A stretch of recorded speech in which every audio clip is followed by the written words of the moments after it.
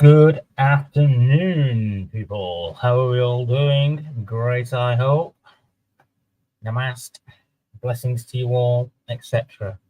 I'm going to touch upon a couple of topics this week. A bit mind-boggling. I'm still trying to find some sources in the video that I saw a few days ago that actually corresponds with what I'm talking about as well. Now, obviously, it's a little bit out there, and got to obviously keep an open mind, etc. But let's just give a shout out to the people in chat as well. So we have Smiler came in first. Ew, Smiler, and we got Laced Up. Go and check his channel out. He's a good friend of mine. And who else have we got? Homer the Clown. He's here as well. Yes, sir, I'm here. That's Laced Up. So one of the topics, or the first topic I'm going to touch upon here, I've got a video waiting to start now, as you can see. And I must apologise in advance as well. I've done so much work on the workshop. I've been concreting. It's knocked me for 10. It really has. I've been aching for the past 2 days. So I've just been in a bit of recovery from doing all of that, sorting out the garden, cleaning up and all the rest of it. And then obviously doing the house and keeping on top with the housework, etc., etc. So yeah, I must apologise in advance to everybody that I haven't been pumping out as many videos this week, as you probably realised. I've done a couple, and I've got one to upload that I made yesterday, but I'm just sorting that one out and finalising and sticking it on. It's only a couple of minute one. It's not a very long one. Just talking about basic stuff we're going to be talking about here, and I'll share a couple of stuff I stumbled across this week, which is our consciousness.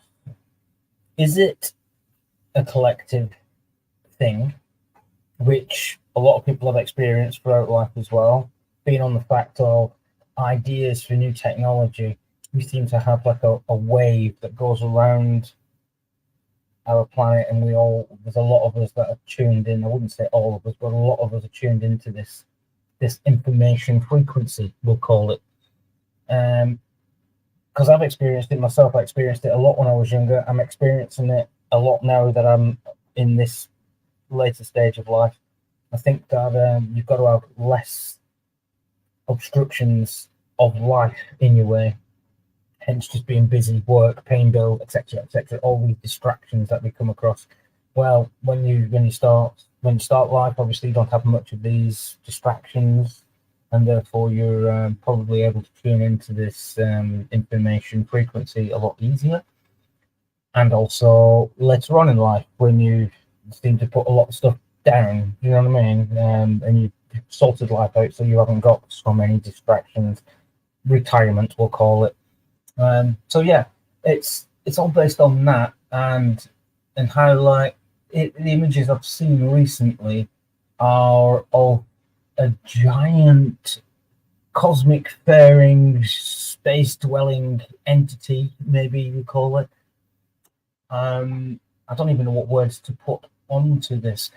Like I said, some people probably would call it the divine God. Some people would call it, consciousness, a collective, just as a collective whole. Now, when I saw pictures of this, that I'm still trying to find, by the way, what it showed me was basically, it was like a jelly, we'll call it a bioluminescent, jellyfish, so to speak. It's that sort of thing, and it seems to be traveling throughout the universe, floating along, and it's all connected as well. So it's got like nodes that come off it. They're all lit up. Now, in the middle, we called it the middle. It's not, obviously, it's not spherical, so it's not the middle of, but in the middle of all the connected limbs, we'll call them, tentacles, whatever you want to call them, there's an immense white light that seems to be emitting from it as well. So, and if they're all connected, it got me to kind of thinking, is this what we experience as life? Is this organism just floating through and creating life on everything that it touches, everything that it passes through, we'll say? and as this entity passes through said regions of this vast quantity of space that we call it, then is it creating the hologram projection, the simulation that some people say is this our consciousness? Is this a collective of being? Is it our existence, or what we call an experience of life? Anyway, so just to crack on, just to get going with this, I shall play this video first. Does the mind have the potential to transcend the boundaries of our physical existence? Could our consciousness, our very essence of being, be immortal? These are the questions that have intrigued philosophers, scientists, and thinkers for centuries. Our journey begins with the ancient Greeks and the philosopher Plato. He proposed the idea of the immortal soul, a divine and unchanging essence that transcends the material world. Plato believed that this soul, the seat of reason and morality, was responsible for our ability to think and choose freely. His ideas laid the groundwork for centuries of philosophical and religious thought in the Western world. Fast forward to the advent of Judeo-Christian tradition, where the concept of an immortal conscience mind becomes intertwined with the idea of the afterlife. Here, the soul is portrayed as the eternal essence of a person, surviving beyond death and moving on to a higher plane of existence. Christian doctrine suggests that this soul is judged after death, facing either eternal bliss or eternal damnity. Likewise, in Eastern philosophies and religions such as Hinduism and Buddhism, we find similar interpretations. Hinduism introduces the concept of the Atman, or eternal self, suggesting that our true nature is divine and everlasting. Buddhism, on the other hand, posits the self as an illusion, with enlightenment achieved through the realization of the interconnectedness of all beings. Moving into the contemporary era, the debate around the immortal conscience mind continues to rage. Some theorists argue that consciousness is a purely material phenomenon, a product of complex neural processes in the brain. Others, however, argue that our understanding of consciousness cannot be restricted to neuroscience alone, and may involve non-physical or spiritual elements. One compelling argument supporting the existence of an immortal conscience mind comes from reports of near-death experiences. Individuals who have faced the brink of death often recount feelings of peace, joy, and a sense of being separated from their physical bodies. Some even claim encounters with deceased loved ones or divine beings. These experiences hint towards the possibility of a continuation of consciousness beyond death, suggesting that our minds may indeed be immortal. So, what have we gleaned from this exploration? We've traced the concept of an immortal conscience mind from ancient philosophies to modern theories, witnessed its evolution and the debates it has sparked. We've seen it shape religious doctrine and inspire scientific inquiry. And while definitive answers may still elude us, the journey towards understanding continues to captivate and inspire, beckoning us to delve deeper into the enigma that is the human mind.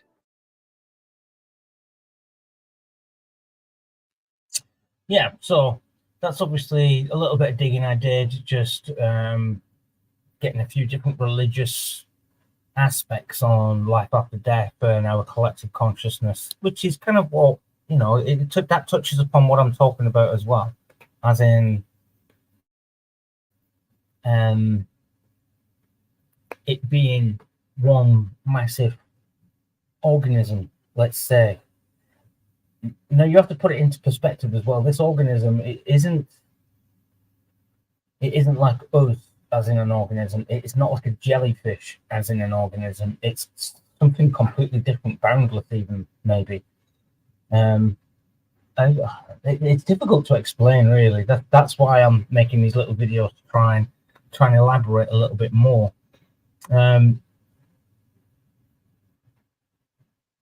I'll show you this video as well. I'm just going to go over to share, present. Yeah, wait a second. Share screen. Right, so this is a video that I pulled from somebody else's channel, but I shared it myself as well. So I left the credits in at the end as well, etc., just so you understand where it came from, who did it.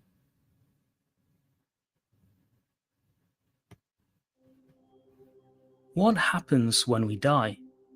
Does all experience end forever? Or do we live on somehow?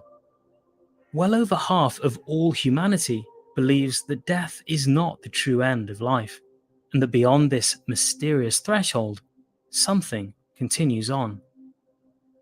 The standard view among secular academics is that these beliefs are no more than wishful thinking, a product of our fear of death and our inability to comprehend the ultimate end of experience.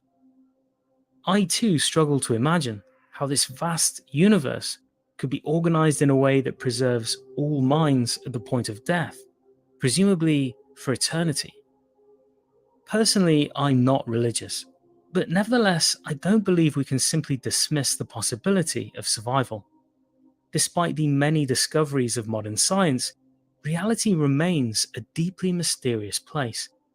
There are, for example, respected philosophers and thinkers who believe that there is a not insignificant possibility that our entire reality is a simulation created by an advanced civilization with goals beyond our comprehension.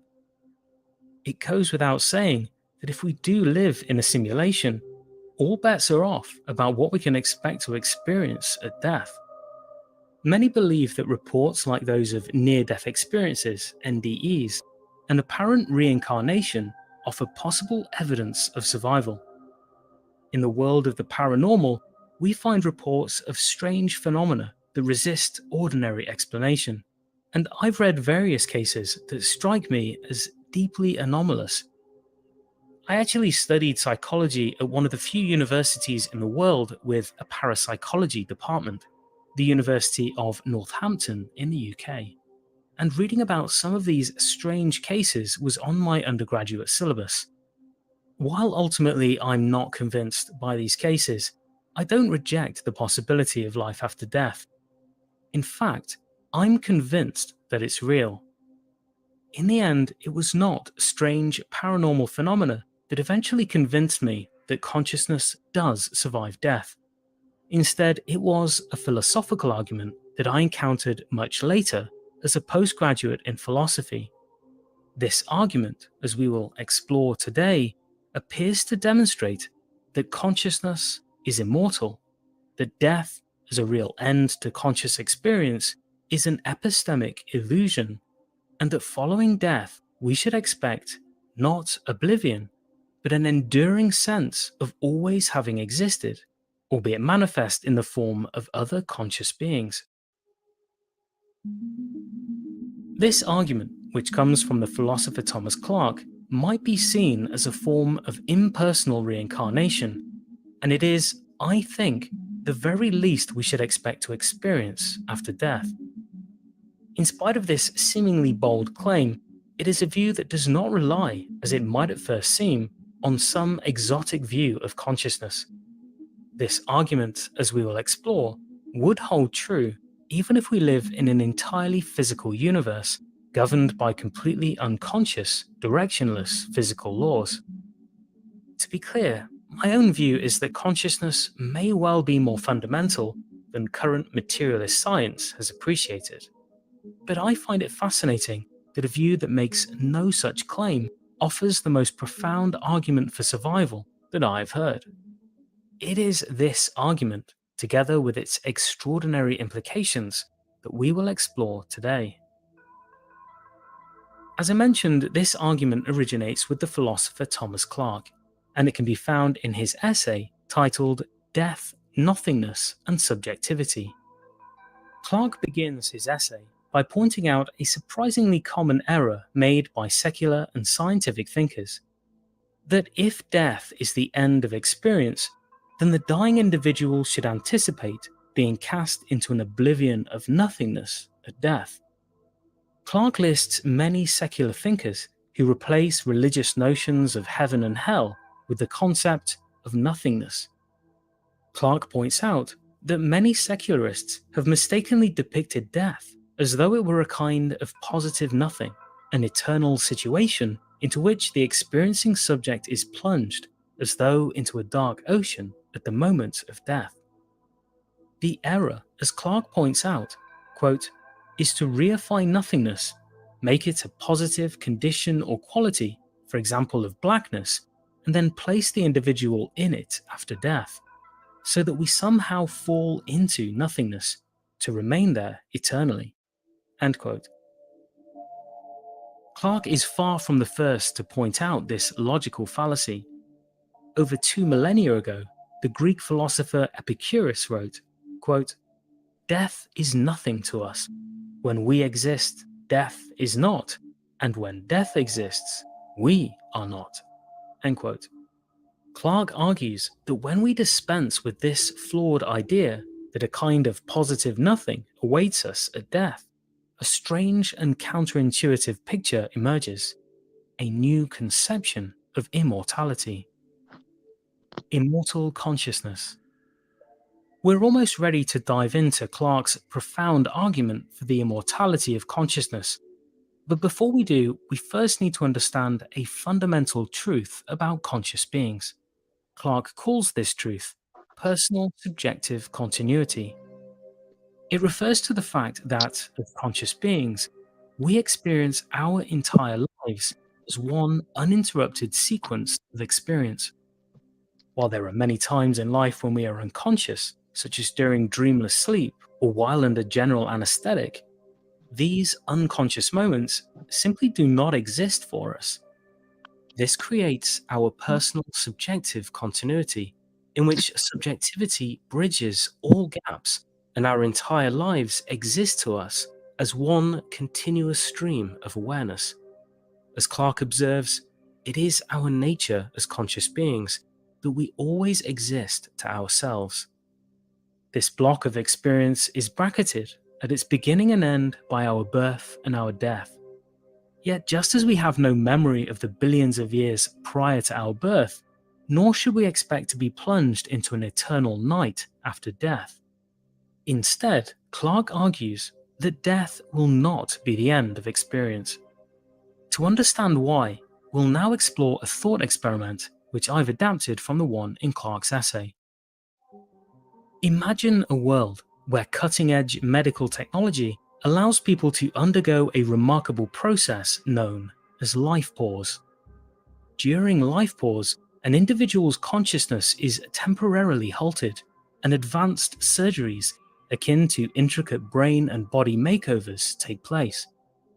This technology enables not only the suspension of time, but also the customization of memories, personality traits, and even physical appearance.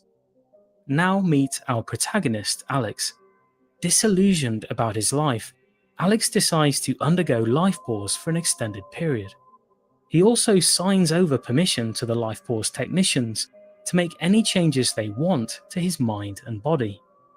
Before the procedure, Alex is Alex Classic. After the transformation, however, there are two possible outcomes. The first we'll call Alex 2.0. In this scenario, the changes made during life pause are moderate. Alex 2.0 wakes up with a refined version of the original characteristics, perhaps a slightly altered personality or some new preferences. Alex 2.0, for example, finds that he now enjoys coffee, where Alex Classic had not. From the point of view of Alex 2.0, the transformation feels like a seamless continuation of the same conscious journey through life. We now move on to the second scenario. This time, the life pause procedure creates Alex Reborn. Here, life pause introduces much more radical alterations. Alex Reborn wakes up with significant changes, perhaps a completely different personality, different memories, and even a different physical appearance. Yet despite these stark differences, the subjective experience remains unbroken. From Alex Classic to Alex Reborn, there is no perceived gap or interruption in consciousness. Alex Reborn is significantly different to Alex Classic, and yet it nonetheless feels to him as though he has always existed. Whether Alex emerges as a refined version, as in Alex 2.0, or a radically different persona, as in Alex Reborn, the key insight is that subjectively, the thread of awareness persists.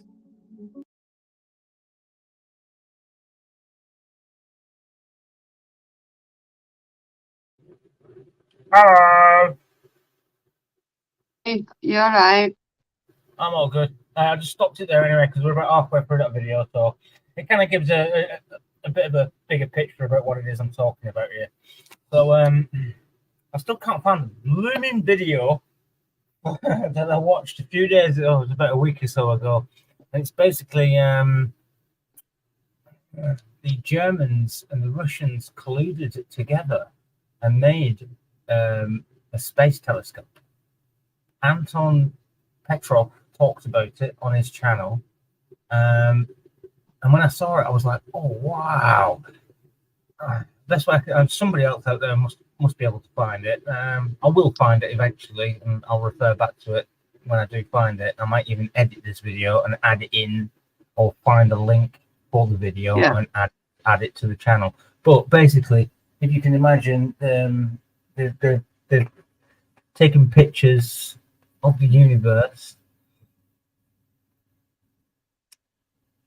Let me just get a copy of that. They've taken pictures of the universe, and they have seen or captured in different types of photography. So we're talking like X-ray, infrared, normal that we see, optical, so on and so forth.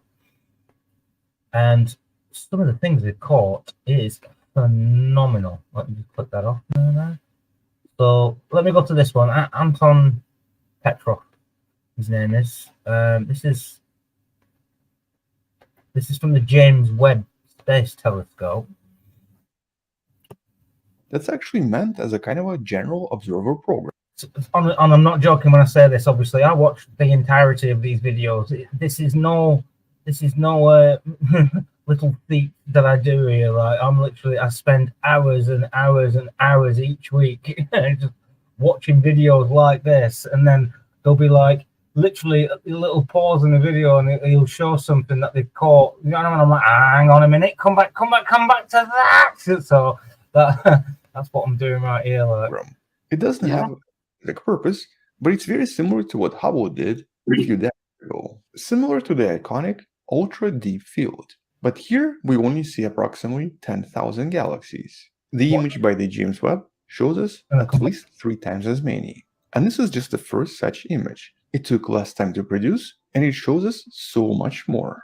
And we now even have this very beautiful animation created by NASA that shows us a simulated flight to a now famous Macy's galaxy, one of the most distant objects out there, named after the discoverer's daughter, Macy.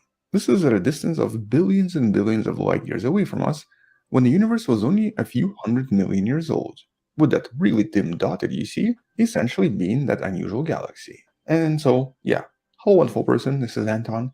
Today we're going to be discussing some of the recent updates from the James Webb Space Telescope, mostly focusing on more unusual, unexpected discoveries from the super distant universe, some discoveries that still make no sense, but also some discoveries that sort of reveal things we kind of expected. And here. So obviously, there's predicted stuff that, obviously, a lot of this stuff they used to do over CGI, or they used to get an artist rendition of space. So a lot of the NASA, and you can search most of this as well, something like 90% of the pictures from NASA are actually artist renditions. They're not genuine pictures. Like, they're just what an artist has seen various similar images and then created new images to expand upon what else there could be in the universe.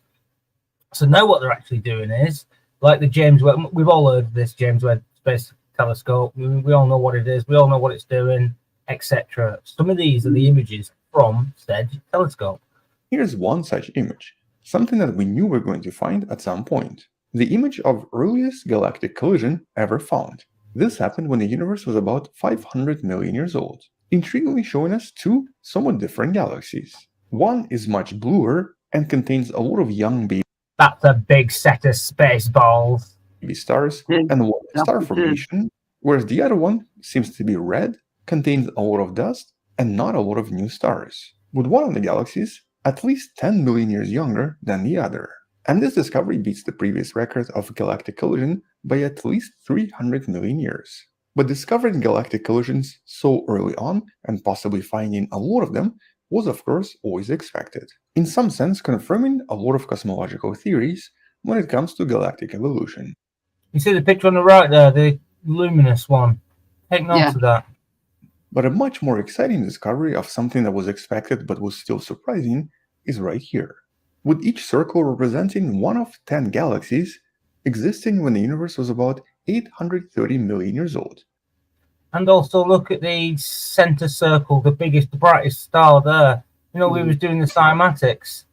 And if you go and look at and there's plenty and plenty of videos out there to go and have a look at cymatics and various different, the way frequencies affect material in into a 3D, 4D objects, etc., etc. Now that one there, right in the middle, wouldn't that would fall? That's like snowflake. Look at it. That as we can see it with the naked eye there. So you can imagine, obviously, the closer you get to that, the more complex it becomes.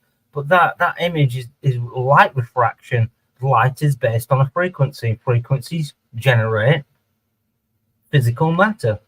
Yeah. Now, why is this exciting? What are we possibly looking for?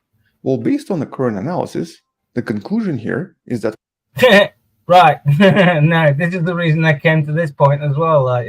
We're looking at one of the threads of the mysterious cosmic web, specifically a thread that's about 3 million light years in length, and that seems to be connected to an ancient quasar.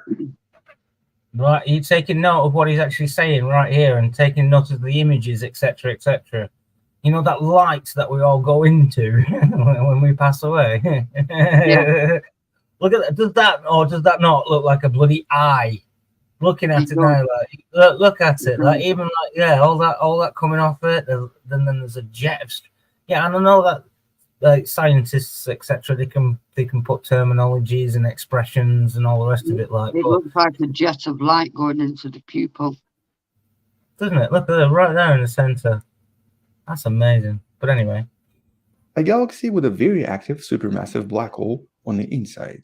Now, the cosmic web by itself is a major prediction of a take note of this cosmic web. I'm going to come back to this in a minute. lot of modern theories, but it's not until the last few years that we actually started finding physical evidence for it in a lot of different images. There's at least one video in the description that explains some of this evidence in more detail. But in this case, what it seems to show us is a filament that might eventually evolve into a massive galactic cluster, with galaxies currently approaching one another along the filament itself. Right. You got that? Right, let me come back here again. So you saw that. Obviously, I'm going to go somewhere else. I'm going to copy this link so everybody else can follow this little breadcrumb trail that I have. Adrian, hello Adrian, how are you doing? Sorry, I'm juggling screens here at the minute, so hey up, hello. And yeah, you've noticed I've got my work gear on today as well. I've done loads of work up in the workshop. Looking very good. Put new steps in as well in the garden. It's looking really nice. So yeah, and I've isolated, the little stream I've got that runs through my garden. I've isolated it now. I've concreted it right up. I've put a little lintel thing that the water can run down. It's looking good. It's going to be my nice little water feature in the garden. Right, so that's that link thrown in there. The James Webb Telescope, Space Telescope. And now I'm going to go over to another video from Anton, and I will grab it as well as I do this. Yeah, share that screen, and we go over here. I'll put it on play. Different types of neutron stars, such as pulsars, but also potentially some unexplained objects. Do you know what? It almost seems like if I'd have done this in a proper video, I could probably almost like transition them videos into each other so this carries on as one. You probably wouldn't even realize. We're going to be discovering about in some of the future studies. But one of these images revealed a location right here known as A3667 that actually contains something super intriguing. A 42 million light year long, barely visible bridge connecting two separate, easily visible galactic clusters. And it's now implied that this is most likely the first ever X-ray image of the mysterious cosmic web. An enormous structure, very likely Yeah, you seeing what I'm saying here? propagating the entire universe, that also most likely serves as its foundation, responsible for guiding and growing galaxies and distributing gas across the entire universe. Here's actually, I guess, another way of trying to imagine this in 3 dimensions. And we believe this. That I'll just have to point out that that is an artist's rendition of what it is the X-ray on that telescope created. Let me just go a little bit further down and see if it actually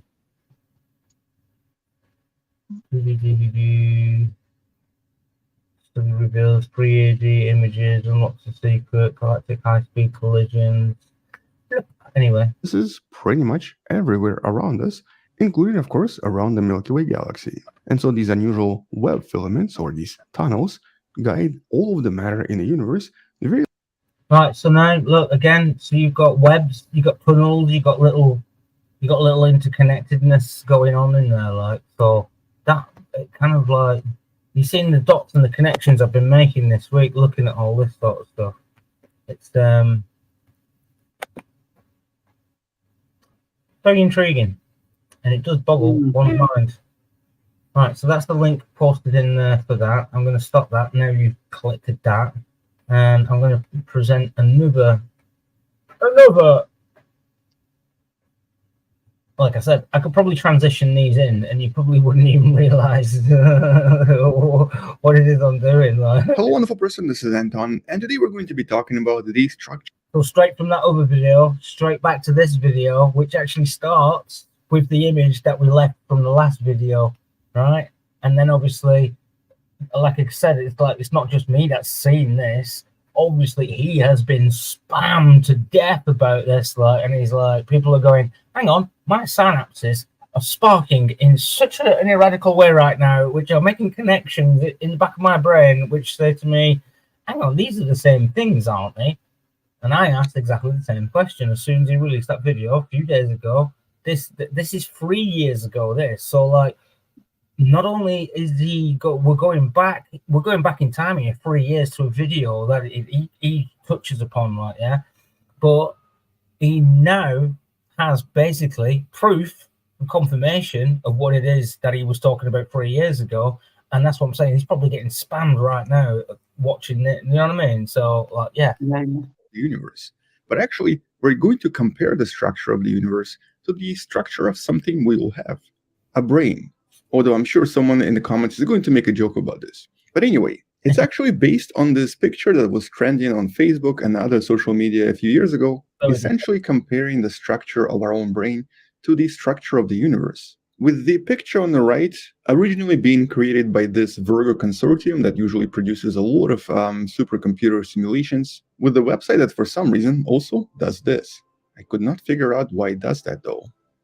And the picture on the left, the cross-section of our brain, is something that this wonderful person, Mark Miller, created a long time ago for his PhD thesis. And he actually has quite a lot of these pictures, more of which you can discover on his account in the description below. And the thing is, back in the days, I think when most of us saw this, a lot of us probably went, wow, that's cool. But, you know, how true is this? And also, what does this all mean? Well, first of all, really quick clarification. This really has nothing to do with consciousness. This has nothing to do with intelligence. And we're not really going to be talking about the idea of intelligent universe or some sort of a higher being somewhere out there. There's absolutely no way for us to prove any of this. And we actually have no idea how even our own consciousness is created. So this is sort of beyond the scope of the video. But what we are going to be talking about is the structure. The complexity of different networks, the complexity of structures as they arise from pretty much nothing, and how these structures seem to actually resemble one another, even though the size itself is very different. Which is essentially what the scientists who created these images wanted to actually underline as well. And most importantly, someone finally did the science behind all of this and identified several major similarities and also obviously some differences as well between what seems to be the structure in our brain and the structure of the universe. And that's, of course, the paper you can find in the description as well. And what makes the study particularly interesting is that it was actually an astrophysicist and a neurosurgeon combining their knowledge and combining their expertise to try to create the similarities between the brain and the universe. So it's not just a picture on Facebook, this is actually true science. And all of this, of course, connects to the idea that there are just a lot of different patterns and a lot of different networks everywhere around us, and many of these networks seem to follow a very similar principle, usually mathematical principle, creating very beautiful but also very repetitive patterns that can then be discovered in different domains around us. And by the way, a lot of the imagery I'm using here and also a lot of the simulations is from the amazing Illustris project that's really good at creating these patterns, recreating our own universe. But once again, let me highlight this again. The morphology or the shape of things does not imply that the function is the same. In other words, just because two things resemble each other, it does not mean that they're going to have the same function. But anyway, let's move on with the similarities. And so interestingly here, we actually know a lot more about the universe than we technically know about the structure and the formation of the structure in the brain. And so in some sense, by studying how all of this is done in the universe, it actually does help us realize how everything forms inside of our brain as well. For example, like you see in this image from Hubble telescope, galaxies. Yeah. I think we got the point there of what he's trying to say. I've dropped the link in the chat for that video as well. Therefore, you know, you can go down your own little rabbit holes here, because I go down these little rabbit holes and I start thinking, am I actually mental here, or does this all just make sense? Like, does this? And what I mean is like this. There's the age-old ancient wisdoms of knowing the micro is knowing the macro.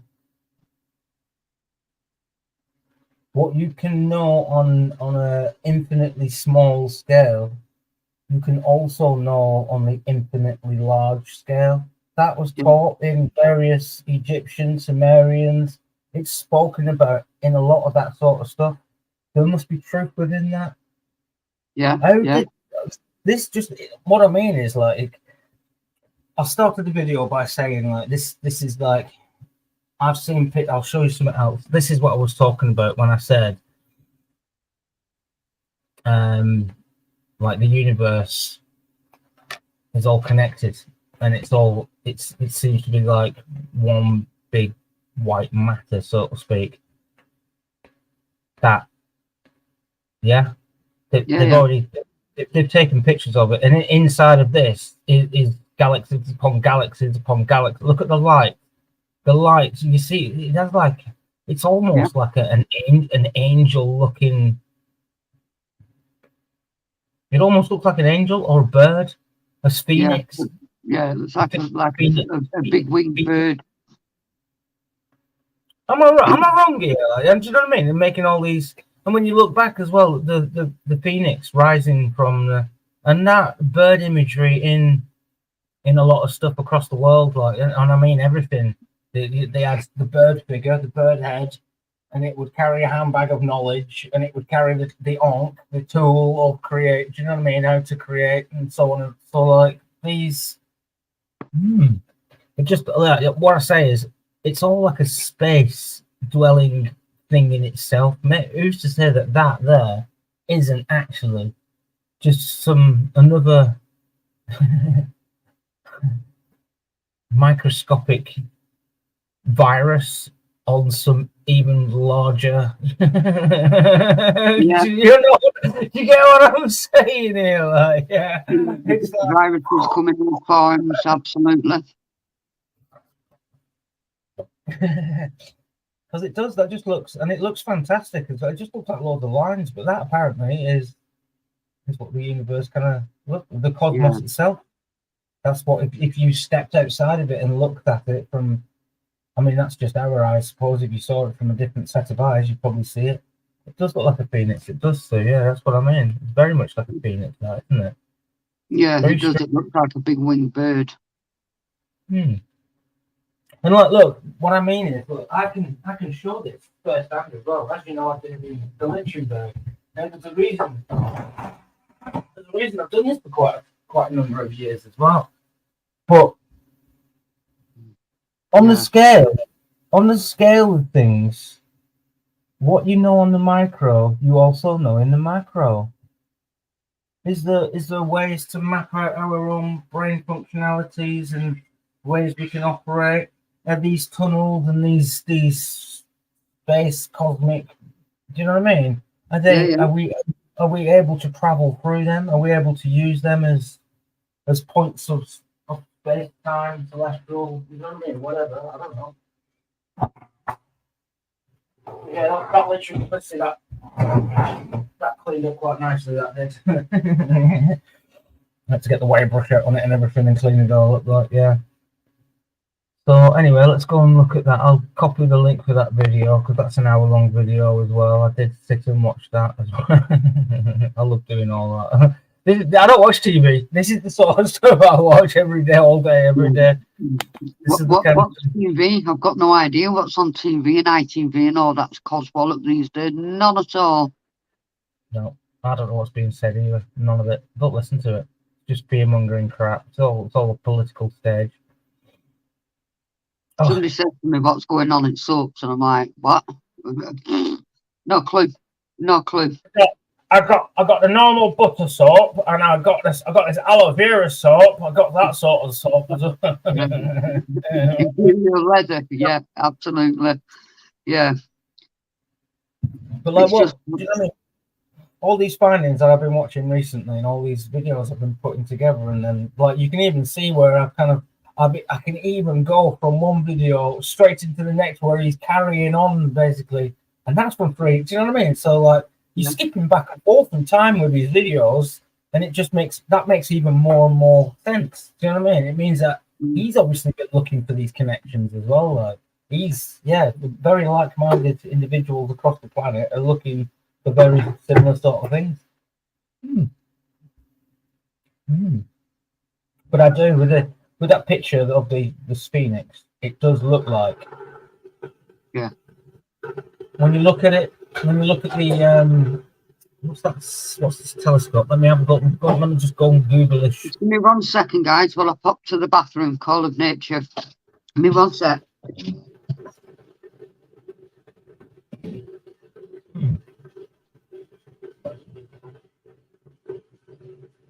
Rosita.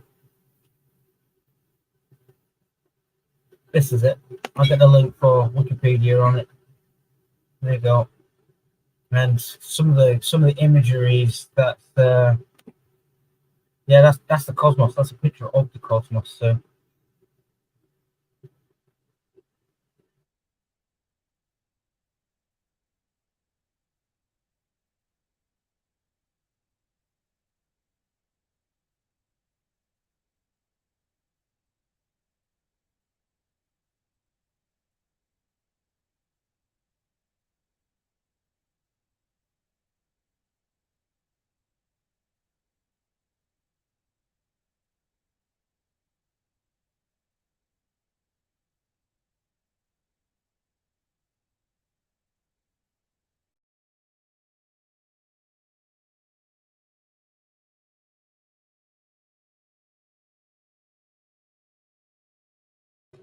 just bear with me a second.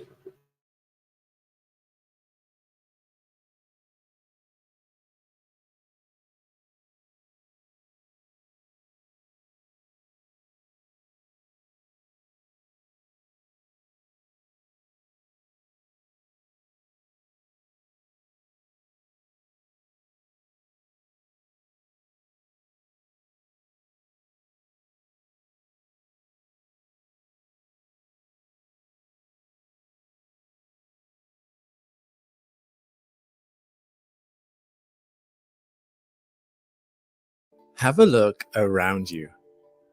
Everything you see, from the skin of your hands to the screen you're watching this video on, is a different combination of the same 3 building blocks of matter: protons, neutrons, and electrons. Now, let's look a little farther, say at Mars or the Andromeda Galaxy, or even halfway across the observable universe. And still, there is matter made of protons, neutrons, and electrons, as far as the eye can see. At first, this might not sound all that surprising, but for once, the mystery here isn't that we've seen something we can't explain, but rather that we haven't seen something we were expecting. a universe just as full of antimatter. I'm Alex McColgan, and you're watching Astrum. Join me today as we explore the world of antimatter and learn about its interactions with other particles and even with gravity. By the end of this video, you'll probably... A lot of people say space is empty. There's no such thing as empty space. There's got to be something in between points. Between these two planets, there's something, well, that's what they call antimatter now. So they're giving it a name and they can actually quantify it. But there's some unique properties about antimatter that we've yet to functionalize and make use of, etc.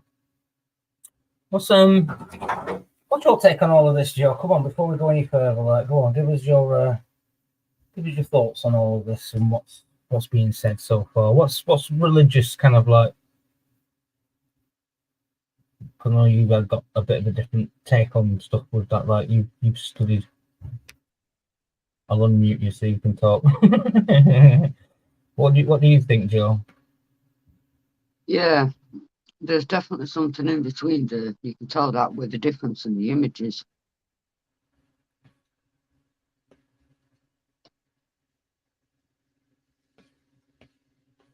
Let's crack on. probably agree that antimatter is a bit weird, but you'll also see why some physicists are frustrated that it isn't weird enough. Let's get one thing out of the way first. Although it might sound like something straight out of science fiction, antimatter is very real. It forms a critical part of the standard model of particle physics, and particles of antimatter have been observed in experiments going back nearly a century. The very first detection of antimatter dates back to a 1932 experiment conducted by Carl D. Anderson at Caltech, using a cloud chamber immersed in a magnetic field. When charged particles from outer space, broadly called cosmic rays, intercept the Earth's orbit and fly through this chamber, the magnetic field curves their paths according to the charge and mass of each particle, and the clouds show a visible imprint of their resulting trajectories. Anderson was hoping this experiment would help determine just what kinds of particles were streaming into the Earth from the cosmos, and he may have found just a little bit more than he bargained for. What Anderson saw was that these cosmic rays included both positively and negatively charged particles. The masses of the negatively charged particles lined up exactly with the known mass of an electron, but some of the positively charged particles were far too light to be protons. Instead, they appeared to have the mass of an electron despite having the opposite charge, and so these never-before-seen particles came to be known as anti-electrons, or later, positrons for short. In 1936, Oops, didn't turn my microphone on quick enough. Now, bearing in mind what he's just said there is that obviously that was made factual by scientific evidence in 1936. So Yeah. previous to that, didn't have a clue about it. Well, they did. They had a clue, but do you know what I mean? Didn't know what was causing it, where it was coming from, couldn't put a name on it. And then all of a sudden, a man came along and went, "Hey, look what I found, and look what it shows me, and we'll name it this." And look, you know what I mean? Now, Yeah. the reason I brought this up is when I watched this yesterday, it kind of like certain images that he shows throughout the video there, they kind of almost correspond with some of the stuff that I've been having a bit of an epiphany with recently. I'm still trying to figure that out, by the way.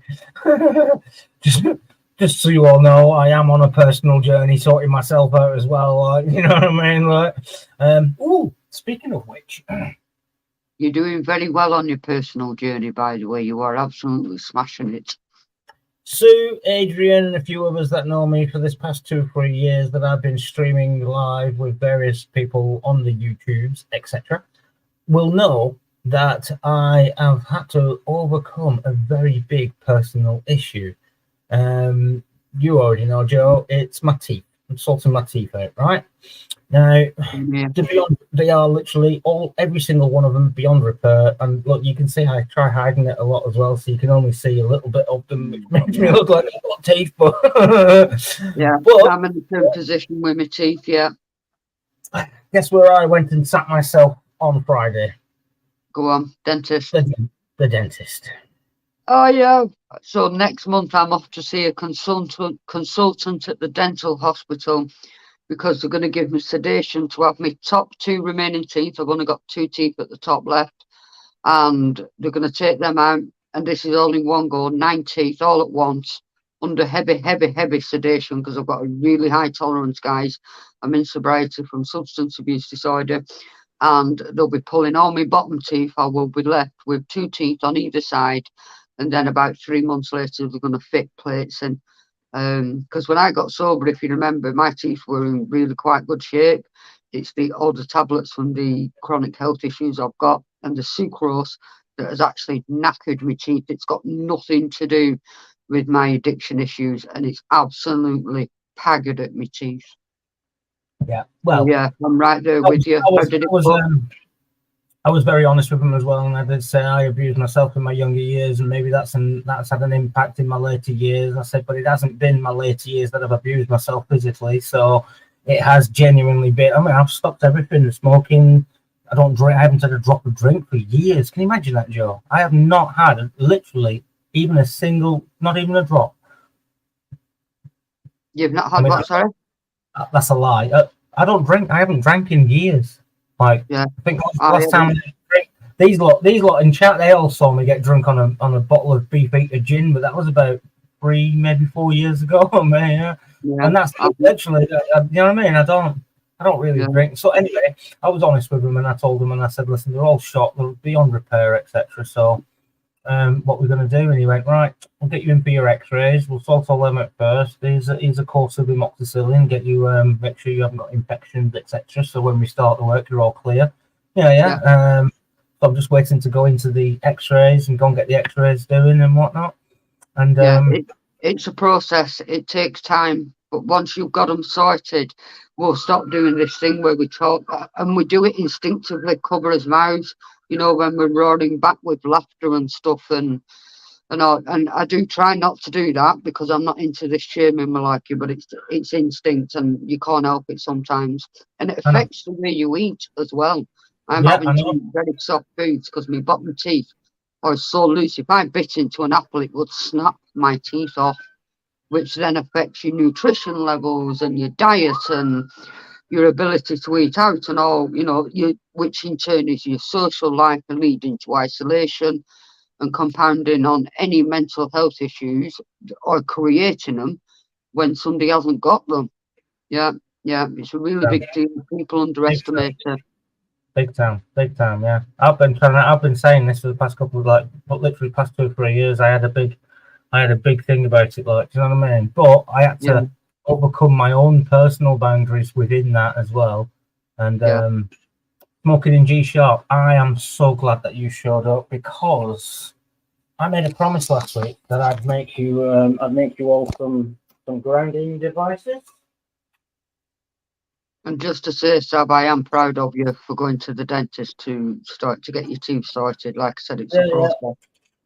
It needs to be done. I did say this is my year, a workshop. I've been doing loads of the work. Honestly, sorting the garden out. I've had a ton bag of ballast this week. Literally, I have shoveled about 3 tons worth of ballast and cement this week.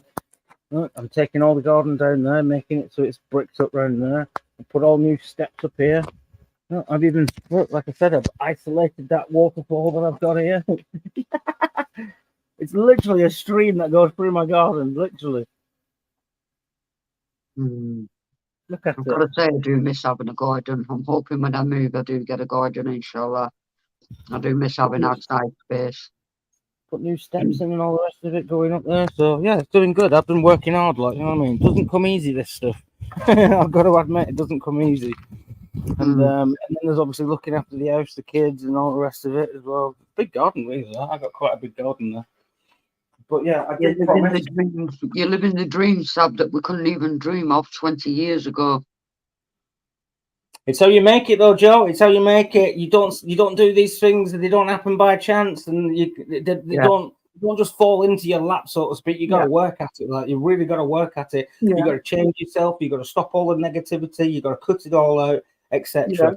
You've So, got to learn to pick your handbag up and walk away from so many people in your life. And I've had to do that. It's a process, and it's keep moving forward. so I thought to myself, I ain't just gonna get a piece of copper wire, nice thick stuff as well. It's the builder stuff that you use for wiring up and whatnot in the house. Looks quite strong. I can hold it like that way and it doesn't fall over. It's quite strong. That's one of the thinner pieces as well. Got a thicker piece there as well. Like nice thick pieces of copper, brand new as well. So they're all nice and shiny. Anyway, so I did promise you that I'd make some of these for your grounding devices. Now, I've just got this one that I've just made into a loop. This is where I start, and I've cut out, obviously, as you can see, I've cut out all the in-between bit, you know, prepping all the wire, getting it all out and ready, and then getting all these vape pens and taking them apart, like I said I would do. I'll bring the little tooly bits here, see, I've been using. I need to go and get some tape. I have already had one of the batteries inside of that and wrapped it up inside just as a little tester one, right? So I was actually thinking maybe to have a crown bit on the top that can hook into and hold it on the top, or just have one that goes. I keep moving my camera, sorry. One that goes, is it this way? You know, like Max has. Smoking in G sharp, she'll tell you all about it. But yeah, that kind of just sits. See? It goes from the top to the back, carries all the way around. So it grabs all the way there, and then it comes down the sides there, sits on your temples. Or you can turn it around and have it so it's pointing the other way. So it's sitting at the back like that. Yeah. Yeah, so it's coming off the back temple there. But it feels comfortable either way. So that's going straight across and then bent down the side there. So it goes across the side of the ear, down the back of the ear. And I also plaited the wires as well. I did spend a bit of time. Sat on my little stool over here. And I got 3 pieces of wire. And I put them, I was very ingenious with it. I got one of these, which is the vape pen. I took the vape pen apart for the battery out of it. As I said I would. Yeah, right. And then what I did was I got that, and where the little hole is in the end, I used that to put the 3 wires in, push them through into the big bit there, into the big chamber, bend the wires over, pull them back again, so it kept the 3 wires taut, and then I could hold this between my feet as like a little tool, so I could plait the wires. Using the vape as an actual tool to do the wire plaiting with as well, and multi-purpose and repurposing. I must say though, yeah, that's a good little plait. That it is. Yeah, it's a nice little. Look, I got quite a length of it as well. Yeah, you know what I mean? Yeah. That's like half a meter of it there, so to speak. But I got plenty of wire to do that more with as well. So yeah, I thought, look, yeah, that's what I wanted to. And look at the picture on the screen as well. Look, perfect. Yeah. Perfect. So we're taking the negative and we're getting rid of the positively charged ions. That's exactly what we're doing with this device right here. It's grounding oneself. Right. So the copper's meant to be quite good for rheumatism. We spoke about this before anyway, didn't we? So copper's got properties to it that are healing anyway. We know this. Yeah, it is supposed to be quite good for women's health. So the batteries I'm getting out of vape pens are these dongly little yolks. All right, okay. I've never seen the battery inside a vape pen. That's good to know what they look like. Oh my God! How many have taken apart?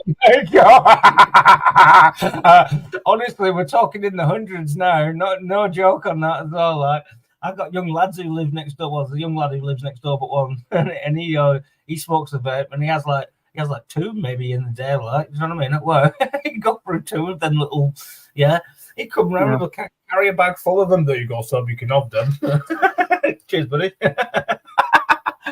The amount of fucking honestly, I got boxes of them. No joke. So anyway, let's go and get some. Let's go and get some tape. What else do we need? I need some tape to go onto the so we can fit it and then tape it on.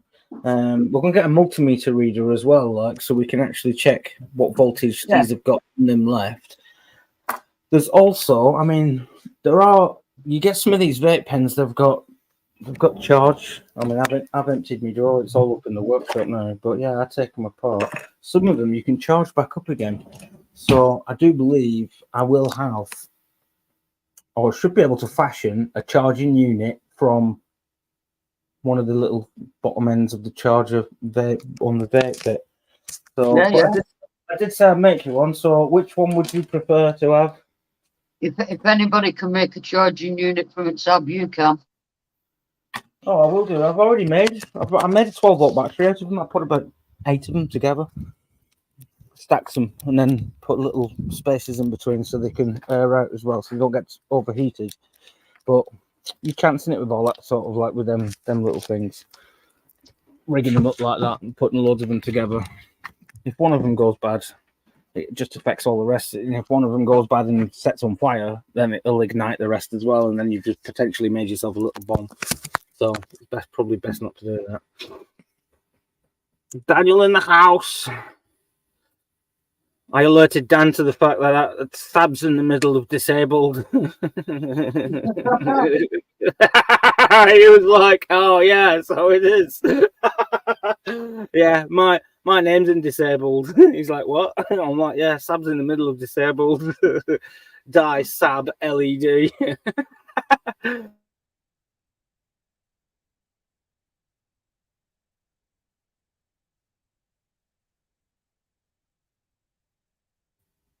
So we got multimeter reader. Get some tape as well. We've got some insulation tape as well. Right, let's go. Yeah, look, I've done loads of work in the workshop. I've done a whole new floor at the back over there now, like I said I was going to. I'm actually taking the rocket stove back out again after careful consideration and a lengthy discussion with my wife that took all of about 5 minutes was was the simple question of, but do you trust Betty up there to have one of them? And I was like, no, not really. You know, she's at that age where she's gonna play and she's gonna experiment. And me having a little bonfire going on in the workshop, it only takes her to, you know, mess about, stick some in, and then get panicky and throw it, and then workshop's up and flames gone. So best not to do that.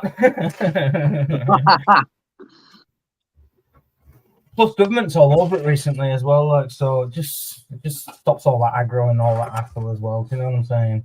Because it is just hassle and aggro at the end of the day. They come in checking it, and does it do this, and does it work properly, and you know what it's like. Yeah. It's going to be a workshop. It is a workshop. It's all registered, literally registered. I'm registered and everything. So with the HMRC and all the rest of it. That's Google. Amazing.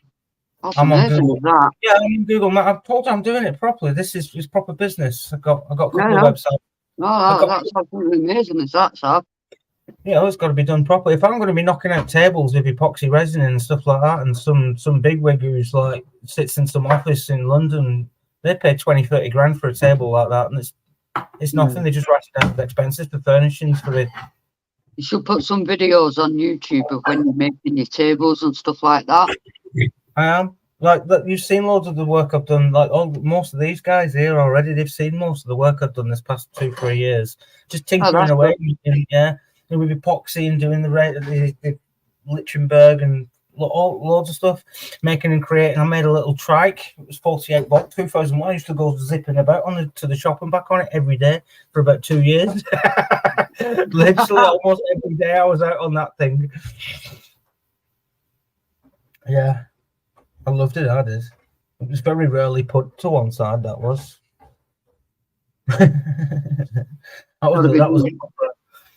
It was a job and a half, that as well. I tell you, like, yeah, because. I took it all from scratch. You know the old monkey bikes, the 1980s, Oh yeah. the little MIDI motor things. You know what I mean? Yeah, I got one of them, and I built it initially, but then the back end ripped out on me the first time. I put motor on it, a big motor, 48 is a nice motor. You know them chaos scooters, them big things with the big chunky wheels. You see the kids flying on them, doing about 60, 70 miles an hour on them. Oh, them, yeah. I took all the gubbins from one of them. I bought all the stuff, yeah, and I made my own. Yeah, and I tried doing it with a little monkey bike thing, but it just, the back end was so rotted out, it just literally folded up as soon as I started. As soon as I went room, it just went, nope, not having that. All back wheel was all tangled up in it and everything. It literally folded it all up. So I had to chop the back end of it and then put new bolts through make new housing and bolts and whatnot to go through, and that held on to an electric quad rear end, so it was just like two wheels. So then it made it into a trike, and then the steering went on it because I just had cheap mini motor parts like for the steering. And then what I did was I went and bought a moped off a guy around the corner for 50 quid because he wanted it scrapping. Chopped the front end of that off and put that, and then it turned into chopper style. Honestly, you should have seen it, Joe. It was epic. These all saw me going around on that trike. It was absolutely ace. And it did some as well, like, you know, up the hill, back again. I was knocking about up to about, well, I don't know, about 30, 40 miles an hour on that thing. Yeah, that's pretty nippy, is that, to be fair? Yeah. Oh, yeah. It was brilliant. I loved it. Cops actually pulled me on it once as well. I was coming out of Lidl's. It was where the public toilet, and as I came out, there was two coppers. One was like, you know what I mean? I looked like he had a proper cob on, but he stayed at the car.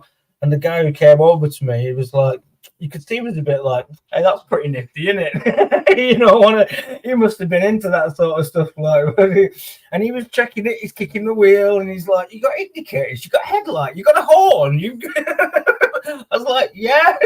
He's like, do a little brake test. So I kind of went, and he's like, hey, that's awesome.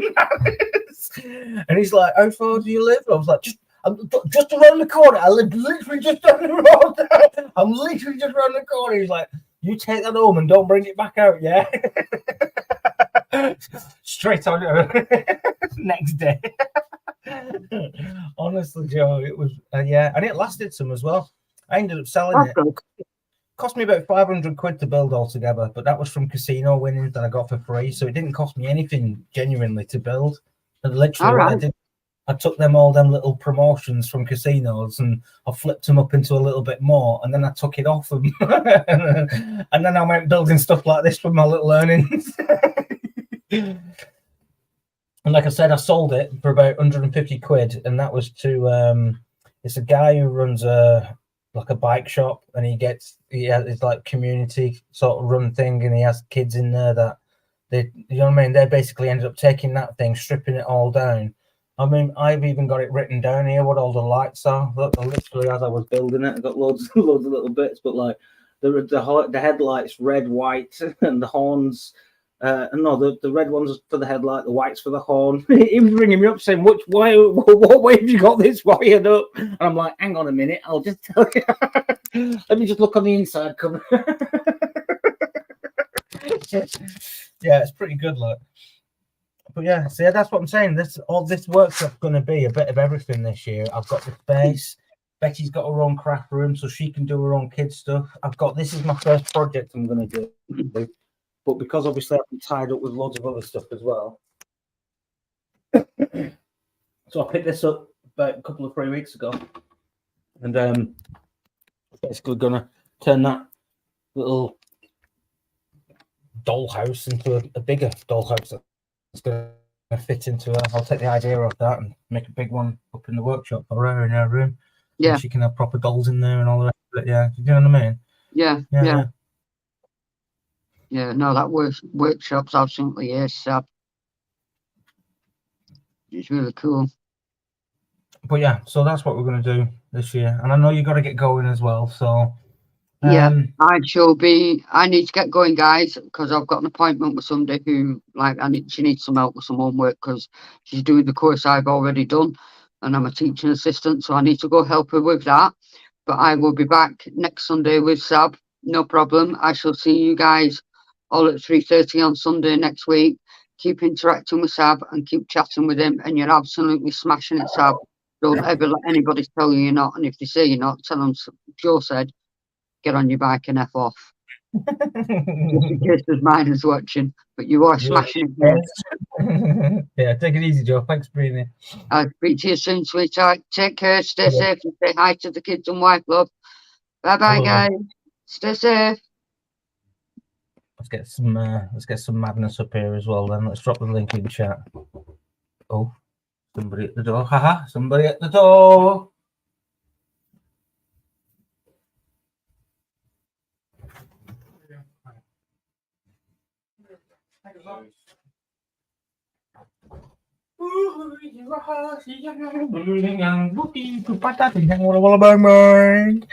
Enter. I shall post that into chat. This is going to be a little bit noisy as I open this parcel of mine. I do believe it's my parcel. Yes. Ooh, live on stream. Let's have a look. Should we do an unboxing? Should we do a live unboxing on the show? Let's have a look, see what Sab got delivered. Now, I don't like ordering from Temu, so I went on eBay and I ordered something similar and paid an extra couple of quid. But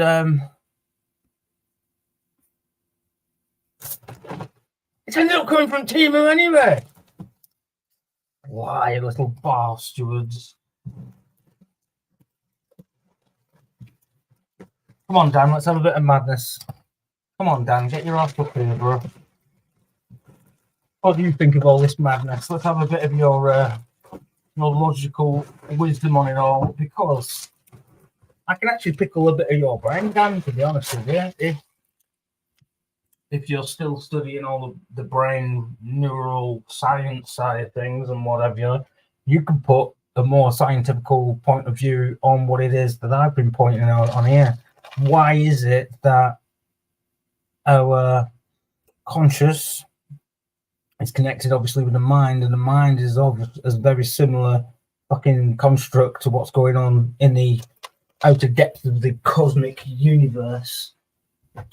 It boggles my head, mate. So if you can make connections, and show me.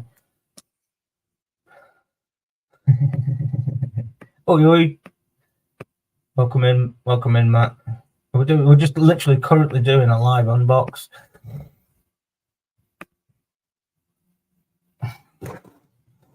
Which, like I said, I do believe.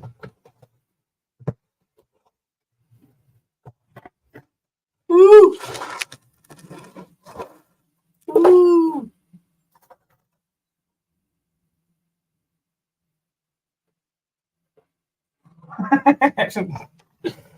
They wrote it all in one go, like. Ooh! Ooh-wee! Ooh-wee! Nice new pair of headphones.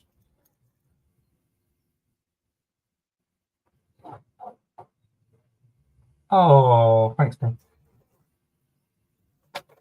Ooh-wee! Connections, more connections. That's USB to Type-C. It's a jack lead. It's a jack lead. Ooh! Ooh-wee! Let's sort this microphone problem out, shall we? Oh, you know what that means now? That means I've got to go and set up the music room. Yeah? Ooh-wee!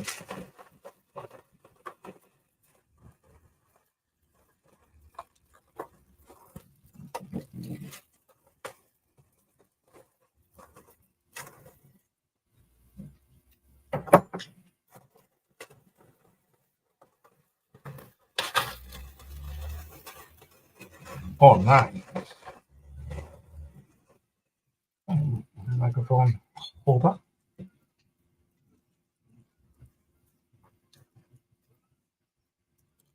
Yes, bruh.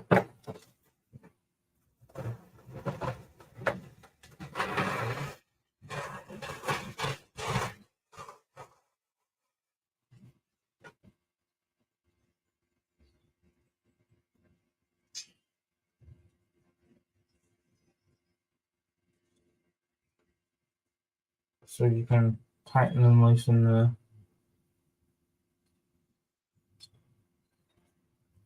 Ooh, you got them adult toys. The unmarked boxes haven't turned up yet, Martin. Still waiting on them, bro. They were your old used ones, yeah?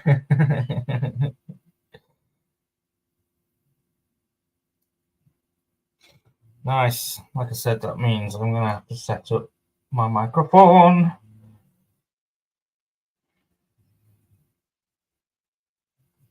Little mixer deck. Little mixer deck. Ooh. Little mixer deck.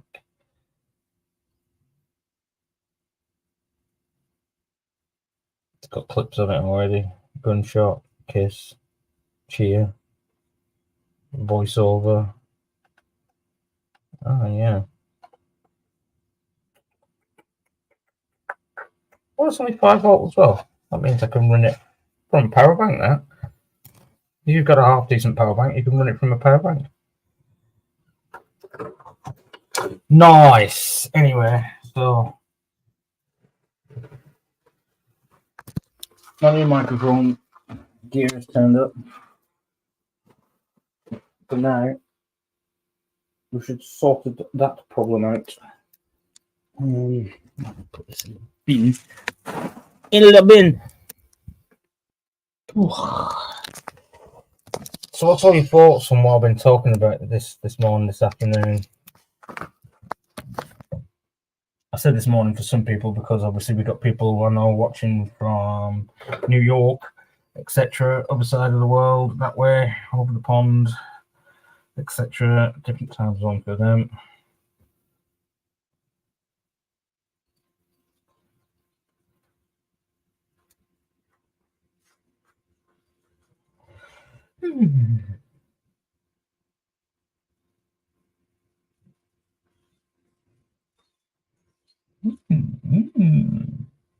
Nice.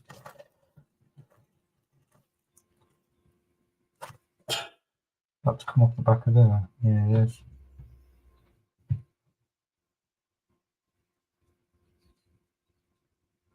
Oh, that's good.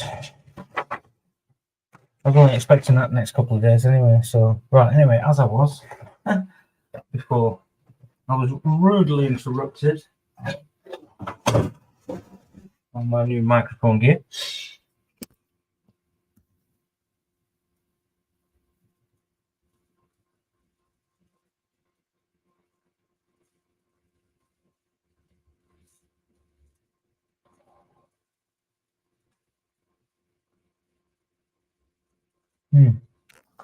Anyway, unboxing done.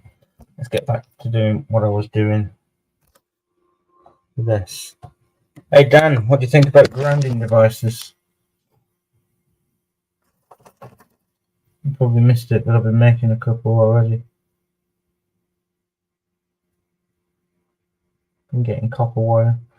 Got to add a battery. This one needs one on top.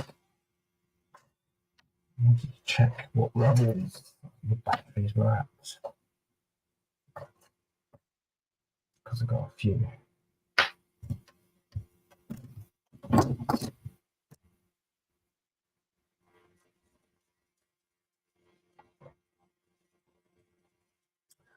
If you want me to make you one of these grounding devices, I will do.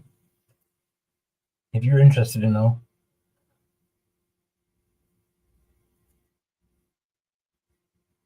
No charge. I won't charge you.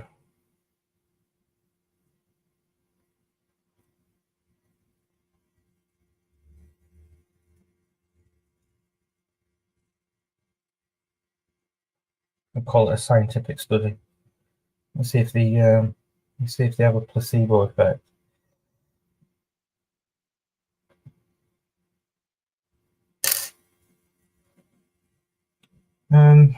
So I need one of these with a negative and block off the positive. How many does that take?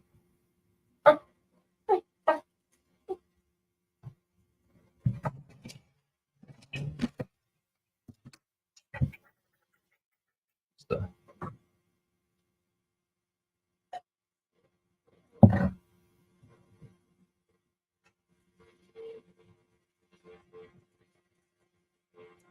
Go back a little bit now, Dan. Just while I'm doing this. Let's get some tape.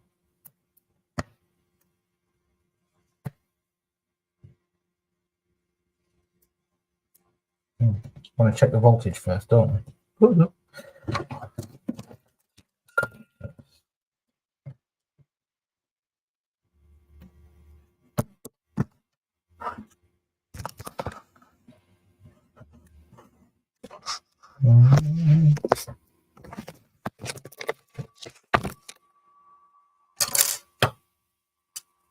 Yeah, can't see it. I can see it. Don't worry, I'll tell you what it is.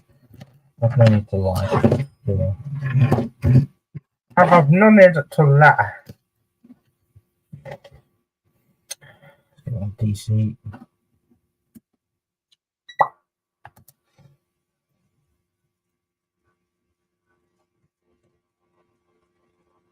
That has 1.74 voltage, so 1.740 volts. Test subject number 1. On the negative.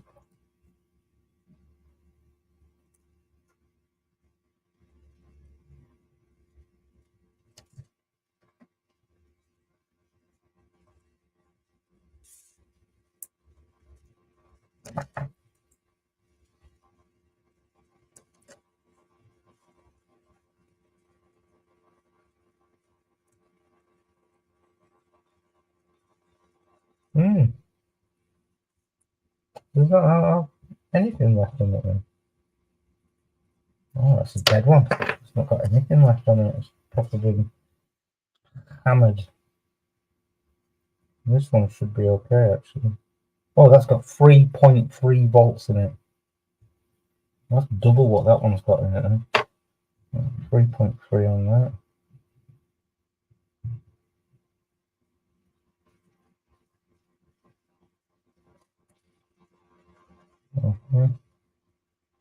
That's got 3.1 as well. So they're at 3 volts ish.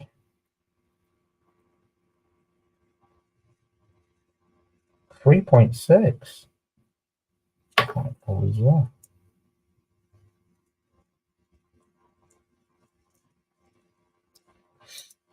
And this one is 3 volts. So them 4 there, they've actually got between 3 and 3.6 volts in there. So between 3 and 3.5 volts. And that one is obviously, it's been chucked on a bit more than the other one, so or it's less capacity. But they look the same. I know they might even look the same as well, but these aren't all wrapped up the same.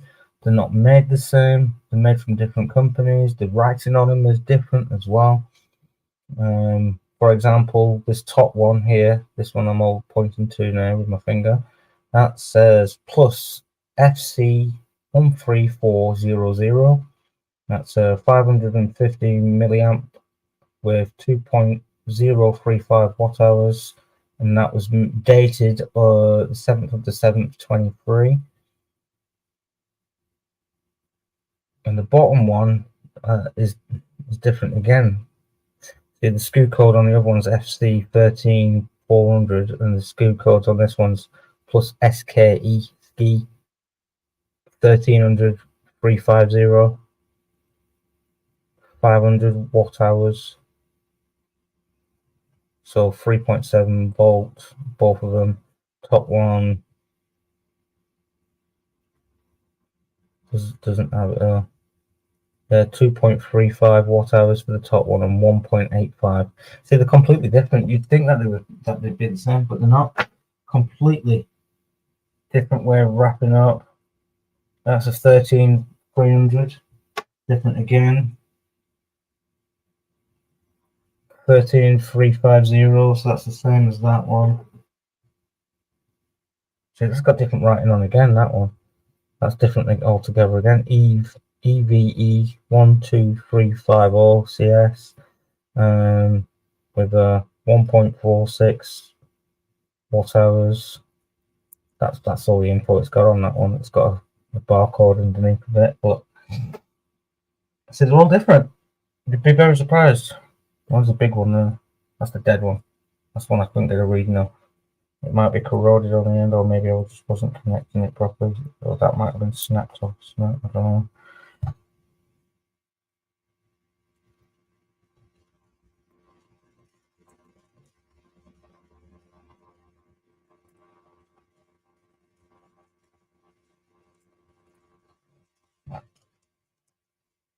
Oh, 2.4, now I've got a reading.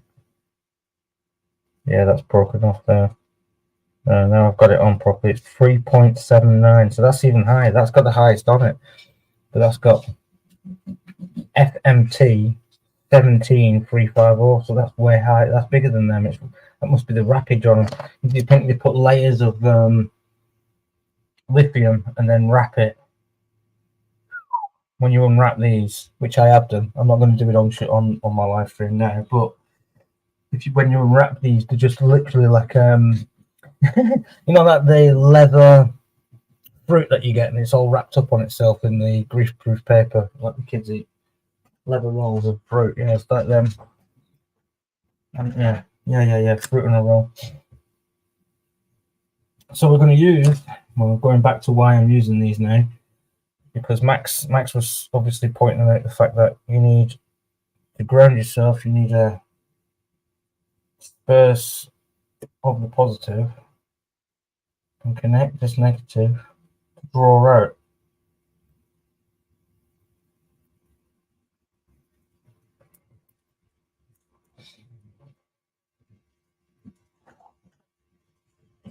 Come on, doggy.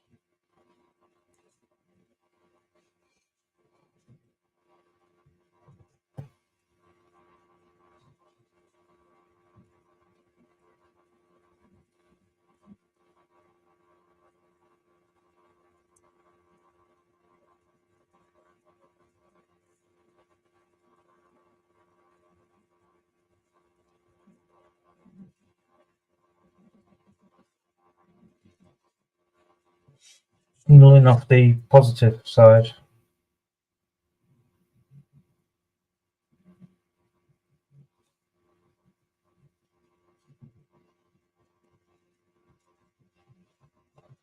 I think that there's some sort of intercosmic space-faring entity that's floating through, traversing the cosmos. And whilst it does this, it's creating life and webs and things such as like the Fibonacci sequence. And I think we're all connected, and it's all connected. It's like all one thing. It's what some people would call the divine light, God.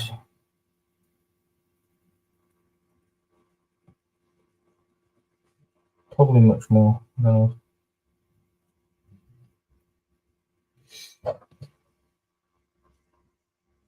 Right, I'm just gonna.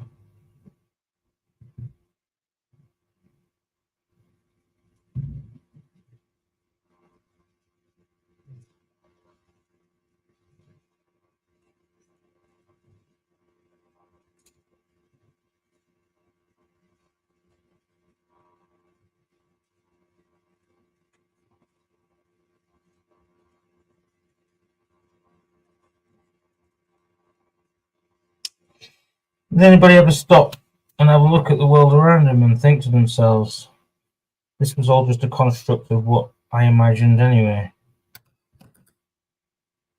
Much like simulation theory.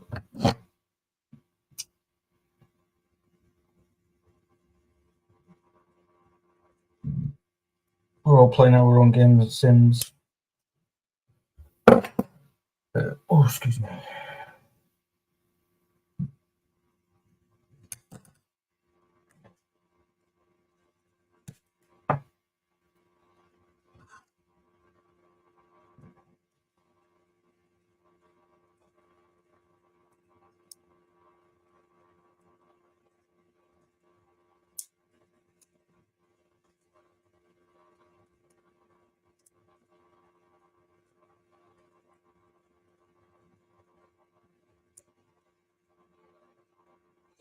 There you go, see. That's in the middle there.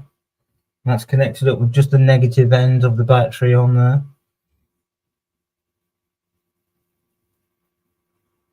And it still sits snug.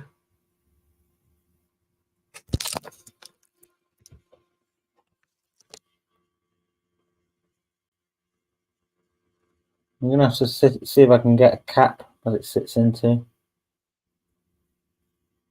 And what I've done is, as well, on this one, I've actually left the positive wire, and it kind of pokes out in the middle at the top, so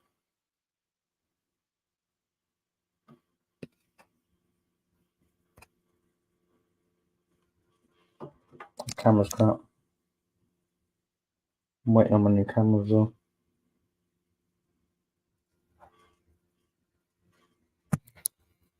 I've got my new microphone.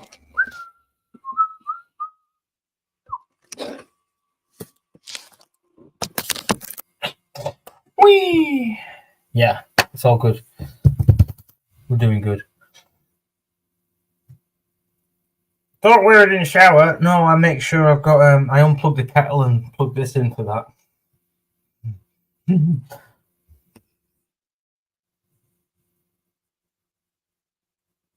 I'm not even going to tell you what it's meant to do. I'm just going to leave you befuddled.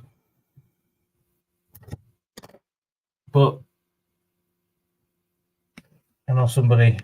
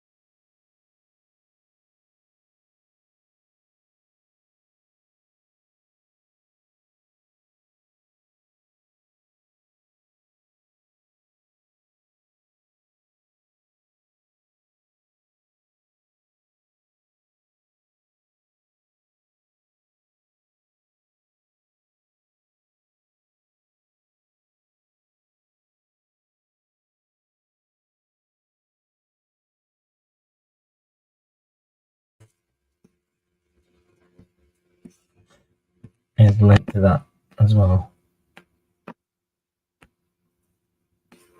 Macro, the Meso, and the micro universe. It just gets me thinking, like I said at the start, from the beginning there. It just gets me, gets my head tickled a little bit. how everything's connected. Everything just looks so similar and so much the same, and it does make me think maybe there's just maybe it's such an easier answer than what we're looking for sometimes. Maybe it is just a cosmic traversing, cosmos traversing jellyfish that is what we call life. It is what is bringing. It's like think of the mushroom. Think of mycelia and all the rest of that. There's been a lot of studies into that, and that it hasn't gained the credence that it should have done over this time, really. You know, so yeah, there's a lot going on. Just trying to put dots to connect all together and see what's, you know what I mean, see where my head takes it with all these little rabbit holes and stuff. And I have said as well, like if there's other stuff that you want to dig into, you want to maybe even bring light to me, and I'll have a little look at. There's a couple of little things that other people. Thank you, Sue. Yeah, the people know who they are.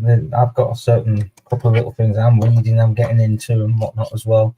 But I prefer to study a lot of stuff, like, and have a little wander about and see what's going on, and find other ways of seeing said things as well. Like the emerald tablets. Somebody told me about emerald tablets, and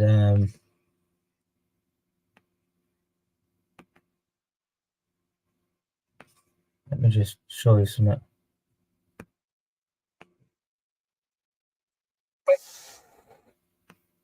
Let me just share this before I go, because a lot of people say be careful what you get into, be careful what you start believing in, etc. I'm very open-minded. I'm part of a good few groups of people actually now, and talk about a lot of my stuff and all the rest of it. A lot of the stuff I talk about with the healing music and the chakra healing and all the rest of that. Yeah, loads of people are onto that in these little groups now properly, and coming across other people as well. We touch along other subjects as well, so there are a couple of Discord groups as well. Quite good, like they're all good. But anyway, have a little listen to this. But what are you guys preaching to us? This is all fake. This is all lies. And we know that in the Emerald Tablets, which is my book compendium of the Emerald Tablets, that the majority of Jesus's teachings in the New Testament come directly from the Emerald Tablets of Thoth, which are 38,000-year-old teachings. The Bible predicted in 2 Timothy 4:3-4 that there would come a time when people would not endure sound doctrine, but according to their own desires, they would seek out false teachers who will turn their ears away from the truth and be turned aside to fables. This is exactly what we're seeing with the false New Age teaching of the Emerald Tablets of Thoth the Atlantean, and the false claim that Jesus Christ stole his teachings from this tablet. By the end of this video, I'll prove beyond a shadow of a doubt that this is absolutely a 100% false claim. First, it's important to point out that there's actually two Emerald Tablets. There's the real documented one, the Emerald Tablet of Hermes, which is about 2 paragraphs long, and there's the Emerald Tablet of Thoth the Atlantean, a made-up work of science fiction created by a brokerage salesman turned occultist in 1939. The real and documented Emerald Tablet is a compact encrypted hermetic text. It was highly regarded by Islamic and European alchemists, and until the 20th century, only Latin versions of the Emerald Tablet were known, with the oldest dating back to the 12th century. This work is attributed to Hermes Trismegistus and is tied to hermetics such as alchemy, astrology, and medicinal practices. This Emerald Tablet is the real medieval hermetic text. The Emerald Tablet of Thoth the Atlantean is a made-up occultist work from 1939. The Emerald Tablet of Thoth the Atlantean is a 100% made-up work by an occultist in 1939. This claimed Emerald Tablet of Thoth the Atlantean was revealed by Claude Dodgin, who hides under the pseudonym of Maurice Doreal or Dr. M. Doreal, who was a science fiction writer known for writing about UFOs, flying saucers, nuclear bomb threats, and serpent people living under the Gobi Desert. His education did not exceed elementary school, therefore he was not a real doctor, and records indicate employment as a department store clerk, a cab driver, and a Kansas brokerage company salesman. The Emerald Tablets of Thoth is an apocryphal text self-published by Maureen Doriel in 1939 after receiving permission to publish the translation from the Great White Lodge, his occultist group that he was a part of. It can still be purchased today from this Brotherhood of the White Temple. These Emerald Tablets are claimed to have been written by Thoth, an Atlantean priest king written 36,000 years ago. Doriel claimed that in 1925 he visited the Great Pyramids of Giza and discovered this set of ancient emerald tablets that belonged to Thoth. He claims that he was then the only person who was able to translate the text. This isn't the only false, outlandish claim Maurice Doriel made. He also claimed to have been teleported inside of Mount Shasta, where he made contact with a pre-Adamite non-human civilization. He claims that he was appointed by a group of ascended masters to be the supreme voice to guide humanity. By May 2nd, 1956, he insisted that Christ's kingdom avatar would appear. In either May, August, or September of 1953, he offered people to join his occult group in Colorado for $500, where they would be safe from a Soviet nuclear attack because of the special canyon that he lived in. He's also been caught plagiarizing from H.P. Lovecraft as well as a science fiction magazine known as Amazing Stories. This false emerald tablet of Thoth, the Egyptian moon god, is really a New Age religion of you being your own god and not accountable to anyone but yourself. This is the same lie that Satan told Eve in the garden, that she could be like God. We also see those who follow this belief system openly attacking Christianity, but wanting to come together to join with other religions. Wonder why that might be. Maybe it's because Christianity actually holds the truth. There are a lot of New Age teachers who are teaching this absolute lie that Jesus stole his teaching. Yeah, this was all said previously anyway. Like, this is all in scriptures, etc. About what has been said about, like he said, you're going to want to worship deities that aren't through God, etc. Look at all the stuff going on with the kids, theatre gigs, concert gigs, and stuff like that. Like, look at all the satanic rituals, etc. That's going on with all that sort of stuff. It's just, it's there right there in your face. So. From these emerald tablets of Thoth, the Atlantean king, priest king. But for the sake of this video, we'll just look at Billy Carson, who is the most prominent teacher teaching these absolute lies. Billy Carson of Forbidden Knowledge is the main proponent of this false science fiction religion. He's also very focused on attacking Jesus Christ and Christianity. He makes up insane claims about the emerald tablets with zero historical evidence. And when attacking Jesus and the Bible, he makes flat out lies as claims to make the Bible seem false and his science fiction religion seem real. We're living in a programmed holographic light matrix. That is a method used for this creation, but we are in this. It's created by an entity and believe that there is a God. I just believe that the biblical version is not specifically talking about the creator of the universe. I believe those are the words of men about men that have manipulated it to be God. And actually, the word God in the Bible is mistranslated by accident on purpose. The original root word for that is gods with an S. And everywhere where you see God singular is actually supposed to have an S on the end. We must beware of false teachers like this who will try to bring in little bits of the Bible or little bits of Jesus here and there to get people who don't really know the truth of the Bible hooked, but then they completely lead them astray with their own "you are God" lie. And people buy into this just like Eve did with Satan in the garden. 1 Timothy 4:1 says, "Now the Spirit expressly says that in latter times some will depart from the faith, giving heed to deceiving spirits and doctrines of demons." And I can assure you that's exactly what this Emerald Tablets of Thoth lie is. It's a doctrine of demons. Billy Carson's attacks are heavily focused on the Catholic Church, which has a long history and is extremely easy to criticize. It's also not a very accurate representation of a biblical following of faith, and they definitely have their errors. Worth pointing out is that Billy Carson loves Egypt and is obsessed with it, yet he doesn't attack Egypt and their grandiose riches and architecture, but he'll attack Catholic history for these same reasons.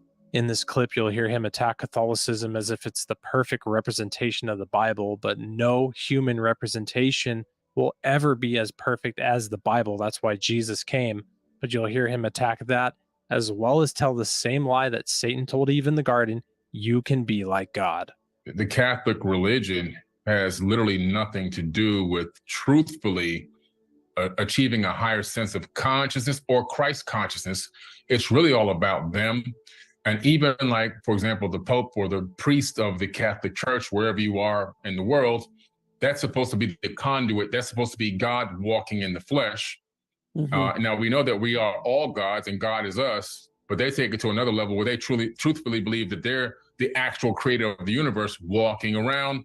In this next clip, Billy Carson does what he often does, just says a flat out lie against the Bible to make his opinions seem real and the Bible seem fake. And Jesus never said he was going to return. He said that Christ would return. And he's talking about the consciousness coming back to this planet and raising everyone up to a high level and bringing back a new golden age. That couldn't be further from the truth.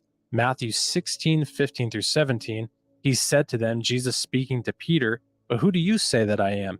Simon Peter answered and said, "You are the Christ, the Son of the living God." Jesus answered and said to him, "Blessed are you, Simon Bar-Jonah, for flesh and blood has not revealed this to you, but my Father who is in heaven." Jesus not only claimed to be the Christ, but also said he was coming back as the Christ. Mark 14:61-62. But he kept silent and answered nothing. Again, the high priest asked him, saying to him, "Are you the Christ, the Son of the Blessed?"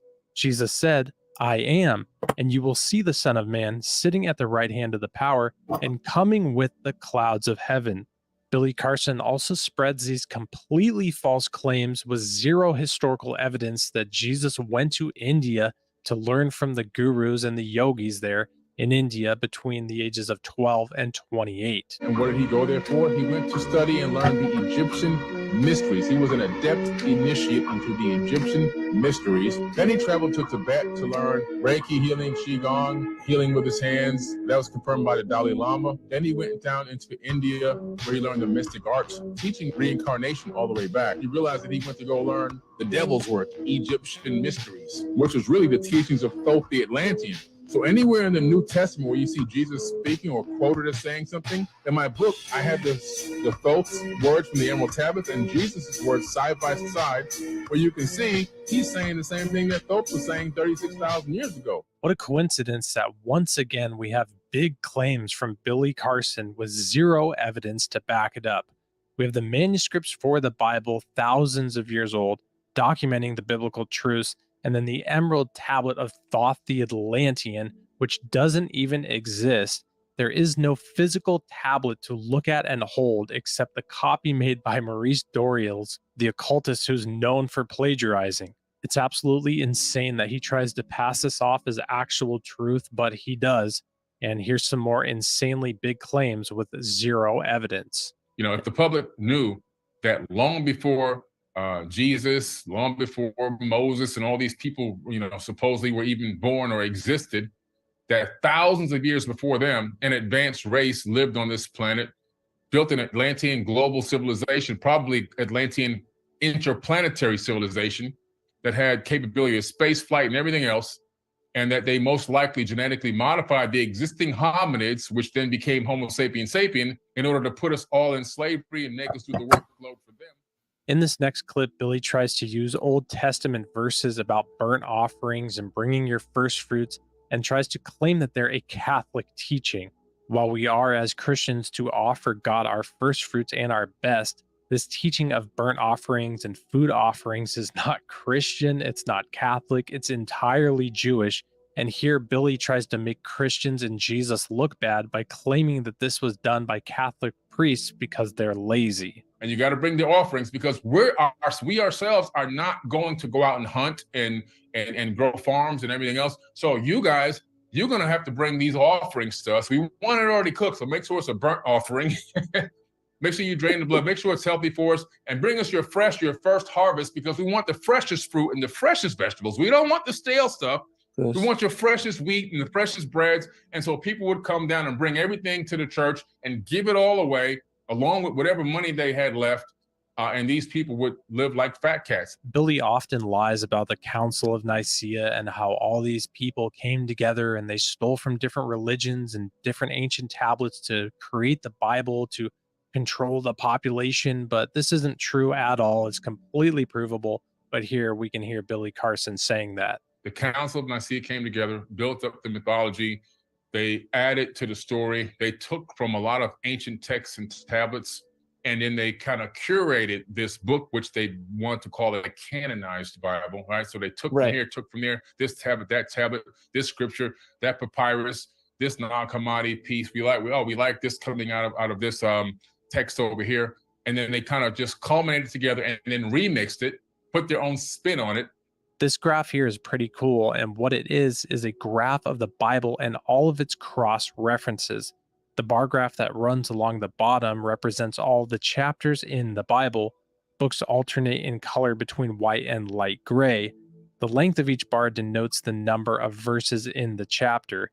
Each of the 63,779 cross references found in the Bible is depicted by a single arc. The color corresponds to the distance between the two chapters, creating a rainbow-like effect.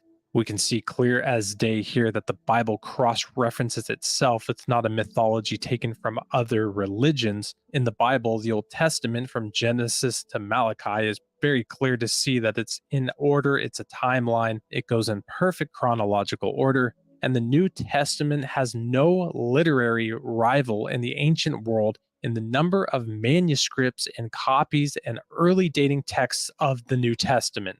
There are 5,300 Greek, 10,000 Latin, and 9,000 miscellaneous copies of the New Testament in existence today.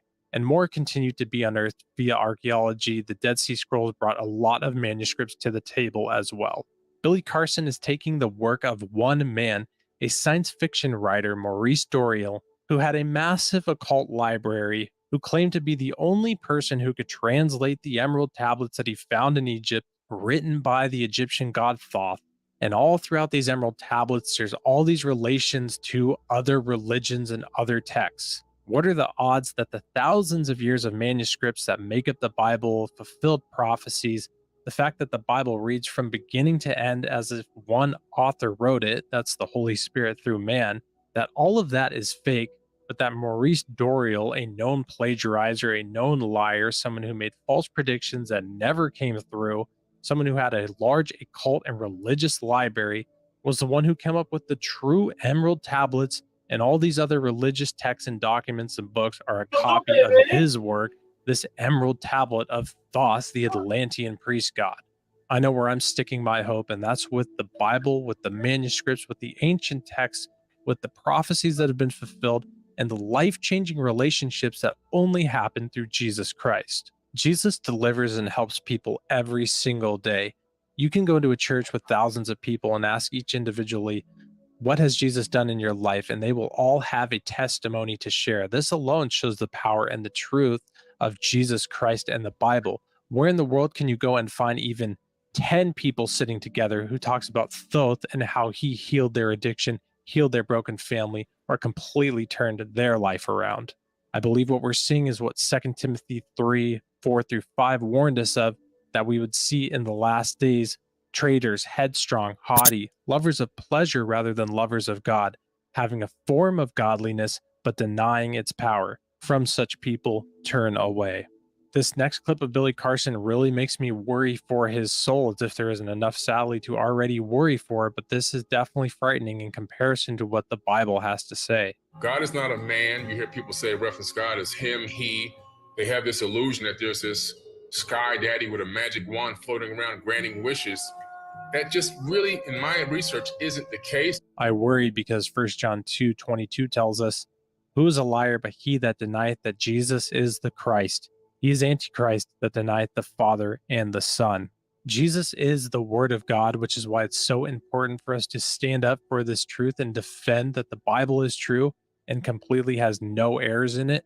1 John 1:14 tells us, "And the Word became flesh and dwelt among us, and we beheld his glory, the glory as of the only begotten of the Father, full of grace and truth."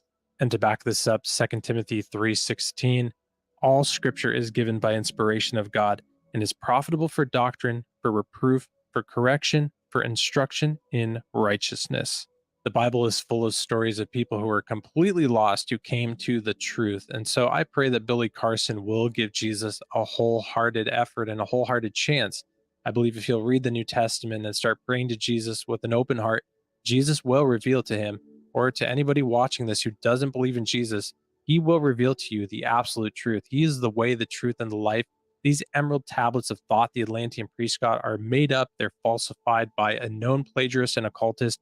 Jesus is the way and the truth. The manuscripts, the history, the prophecy proves it. And if you give him an open... Yeah, that's enough of that. I'm not a Bible pusher. I'm not a Bible basher. I don't know. I see what he's saying though as well. The end times are amongst us. There's a lot of prophecies out there as well. A lot of stuff going on prophecy-wise.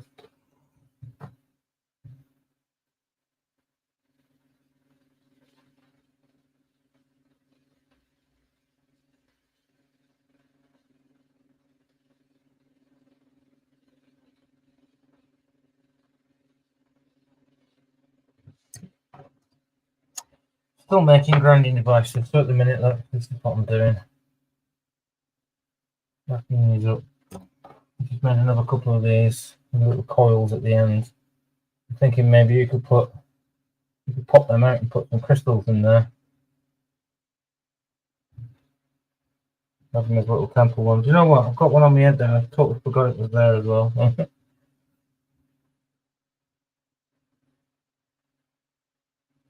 Little bits on my temples. Perfectly on my temples. Little bits here above my ears. That one's I've not finished yet. This one is the one that sits behind. Oh, just did it wrong way there. Yeah, it sits there. Sorry. That's pretty much all over now, look.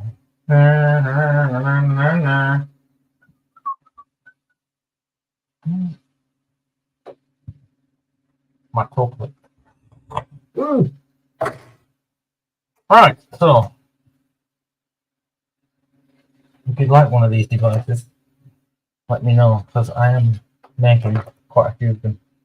And that's what I'm doing this week. I'm using the batteries out of vape pens.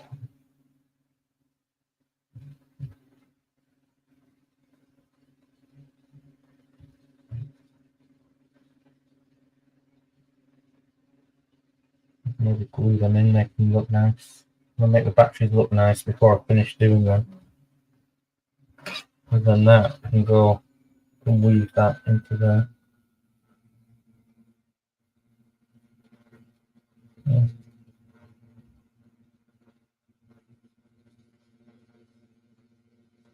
Simple bits on it.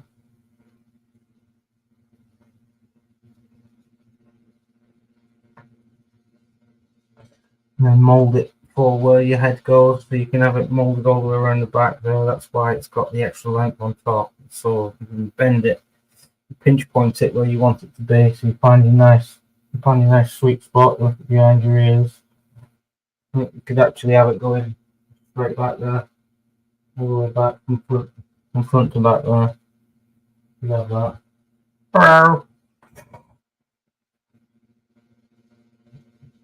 And that you can genuinely just twist back out again. That slots in, twist up. Yeah. Give them a go. With these ones, I don't know what to do about it. I might get some crystals. I'm going to get some crystals and inlay them into this. If I push that in the middle there. You see? A nice little.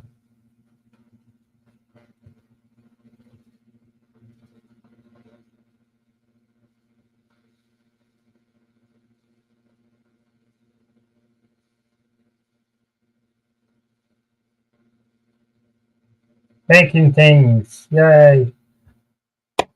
I can put another wire cage around this side, or just put it flat. Just have them flat so they sit flat.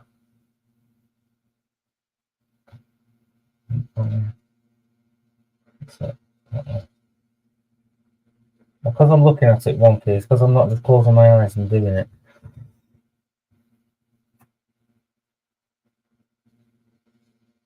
it. Max, you sent me on one. G-Sharp, tell Max you sent me on one when I've been making things. I'm gonna mind read you. Critical. That's a big one. Let's stick on top.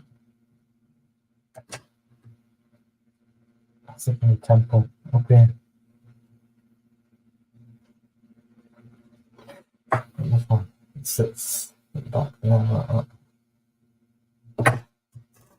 Some more bits. So I'm gonna continue to make some of these. Tell me what you all think about this week's topic that we've had about. Once I've got camera and I've set up the little room studio wise, it's going to look so much better. I'm going to do some artwork as well. Maybe do a couple of murals up in the workshop. So look out for that. So until next week, keep your eye open for the silly little videos that I do in between the week and just uploading my thoughts and ideas, and do drop some comments and let me know what it is that you touch upon subject matter wise, and we'll have a little look at that next week. Until then, take it easy and I shall see you soon. Hello.